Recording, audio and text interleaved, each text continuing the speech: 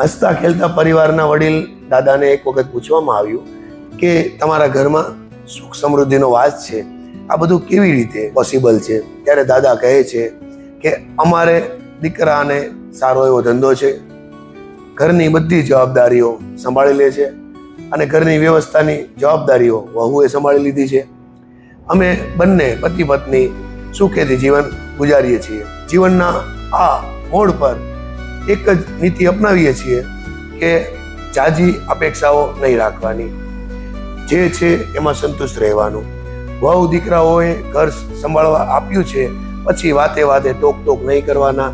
હા, દીકરો કે વહુ કોઈ સલાહ માંગવા આવે તો અમારા જીવનના અનુભવના આધારે એને યોગ્ય માર્ગદર્શન આપી દઈએ, પરંતુ ત્યાર પછી એ અમારી સલાહ પર કામ કરે છે કે નથી કરતા એવું બધું જોઈને અમે અમારા મનને વ્યથિત નથી કરતા અને અમારી સલાહ સૂચન પર ચાલવું એવો કોઈ પણ પ્રકારનો ભાર પણ નથી આપતા, કારણ કે આજનો સમય ખૂબ બદલાઈ ગયો છે.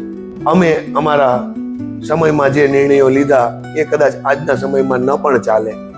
અને જુઓ, આજ દિવસ સુધી અમારા ઘરમાં કોઈ પ્રકારની સમસ્યા આવી નથી.